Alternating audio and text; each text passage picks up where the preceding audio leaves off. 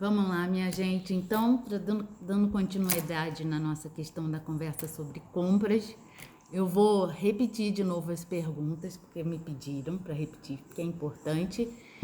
E depois eu vou falar um pouquinho só rápido do tratamento, ok? Então, lembra que é uma falha na capacidade de controlar um desejo, um instinto forte e um impulso de realizar aquele ato que vai ser, no final das contas, prejudicial para você e para quem vive com você. Uma coisa que eu acho que é importante falar, que eu não falei no outro vídeo, é que o que está relacionado a esse impulso, esse forte desejo e essa vontade é aquela substânciazinha mágica que também está correlacionada com a sensação de prazer, que é a dopamina do nosso sistema de recompensa. Lembra? Então, as perguntas que você deve fazer para você são: eu estou tentando parar de comprar e não consigo de jeito nenhum? Essas compras, elas estão aumentando em progressão em termos de quantidade, frequência e valor gasto, né? Eu estou me endividando para isso de forma bem irracional. As pessoas que têm noção das minhas compras, elas estão cientes e pararam para tentar me alertar, e eu não estou querendo ver a respeito do quanto que eu estou investindo. Ou melhor, não é um investimento, é um ato compulsivo, repetitivo e incontrolável, tá? Nessa questão das compras das coisas para mim. Essas coisas que eu estou comprando são muito necessárias para o meu dia a dia ou são supérfluo, coisas desnecessárias, coisas que não vão acrescentar na minha missão de vida, no meu propósito? Não são compras que vão servir para eu estar construindo coisas em cima. Tá? Isso é uma questão muito importante. Eu saio para comprar pouca coisa e acabo comprando muitas coisas, e isso tem acontecido de forma frequente e de uma forma muito significativa. Então, esse é mais um fator, né?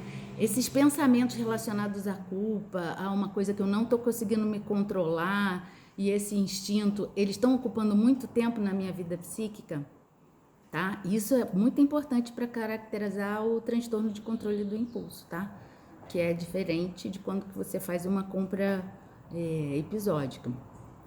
Coisa de 3 em 3 meses, 2. Vai vendo, tudo é uma questão muito individual.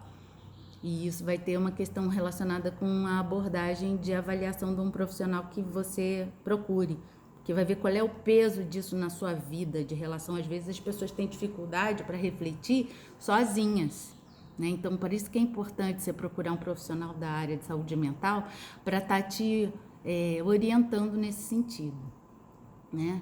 Eu estou perdendo a concentração, eu estou me sentindo muito desgastada por conta dessas atitudes que eu estou tendo. É importante isso, eu não estou conseguindo construir um futuro promissor para mim em função desse impulso de compra. O que mais? E a minha vida conjugal, se eu for casada, e a minha vida em relação a outras pessoas, né? Elas estão tentando me alertar e eu não estou conseguindo ver isso.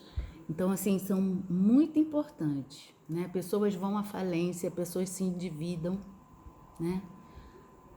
Então, qual é o tratamento para esse transtorno de controle do impulso, que é caracterizado também como uma dependência de comportamento, né?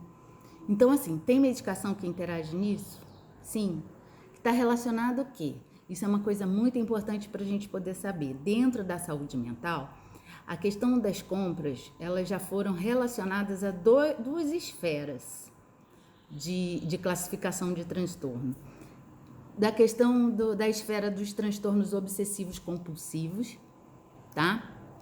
Porque aí ela fixa na parte da compulsão, né? E dos sistemas nervosos que envolvem, né, o comportamento das atitudes que a gente tem de forma repetida e que funcionam como um corpo estranho na vida da pessoa. Tá? Só que isso não está relacionado só à dopamina, né? Você tem vários outros sistemas neurotransmissores que estão relacionados na gênese dos transtornos da esfera do transtorno obsessivo compulsivo, né? Você tem o sistema gama-aminobutírico, você tem o sistema canabinoide, né? Os receptores canabinoides que foram identificados recentemente, né? Estão relacionados. Os receptores noradrenérgicos, né? Os serotoninérgicos, né? Também estariam envolvidos nessa questão da complexidade do transtorno que faz parte da esfera obsessiva compulsiva. E uma outra correlação que está relacionada mais à questão em classificação, isso aí eu estou dando um pouquinho de noção para vocês, de ver, para desmistificar um pouquinho da questão da doença psiquiátrica. Então, assim, não é doença psiquiátrica, tá? Para de ficar com essa coisa de que eu não vou no psiquiatra, não sou doente. Você está se conhecendo, né? E assim, é muito ato de muita coragem, de autoafirmação, de falar que você vai se cuidar, tá?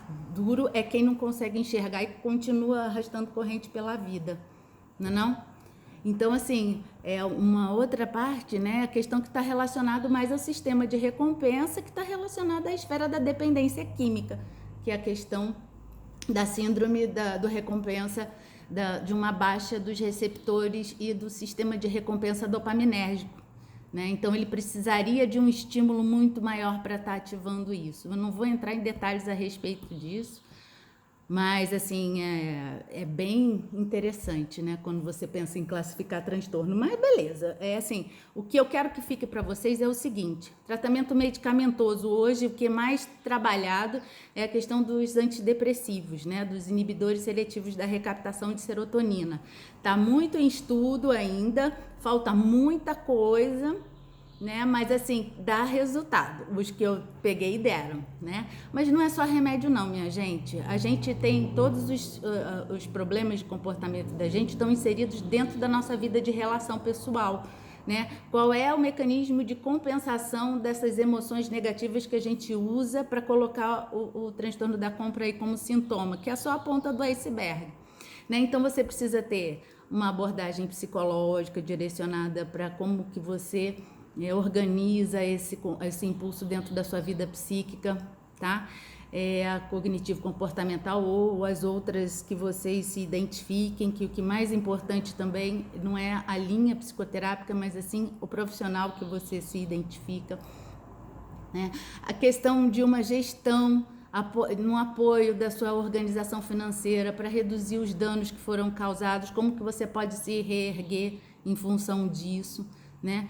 E os cuidados todos em geral com a sua vida psíquica, né? Grupos de apoio também são muito importantes, que nem a AA, que nem a NA. Tem muita gente que trabalha com isso, que nem também os grupos de pessoas que, além dos comportamentos, né, de compra, tem pessoas com jogo, também tem com sexo, né? Então precisamos ver os grupos de apoio de pessoas que têm o mesmo problema de vocês também tendem a naturalizar isso e a tentar, a gente se identifica com o problema do outro e tem compaixão por ele, tem compaixão pelo outro, por que não vai ter compaixão por a gente mesmo, né? Então tentar agregar valor a você para tentar colocar isso como segundo plano e cuidar disso, pronto, não adianta ficar colocando como algo que não pode ser mexido, não nega, nem ficar, não querer se pesar para ver que está além do que devia, né? Do peso. Então, assim, vamos tentar fazer esse movimento de internalização das próprias vivências, né? E a organização das finanças, e a sua família também precisa saber como que pode te ajudar nesse sentido, né? Para eles é muito sofrido. Você imagina você ver uma pessoa, sempre a gente vê o problema do comportamento no outro, é muito doloroso, porque você não consegue fazer muita coisa por isso, e você precisa ter uma orientação de como, se você familiar tem alguém que pode ter algum transtorno, você também pode ser ajudado a ajudar melhor a ele. Críticas negativas não constroem, só fazem com que eles se afundem na substância ou no comportamento que eles são dependentes. Um abraço carinhoso, até a próxima conversa. Beijo!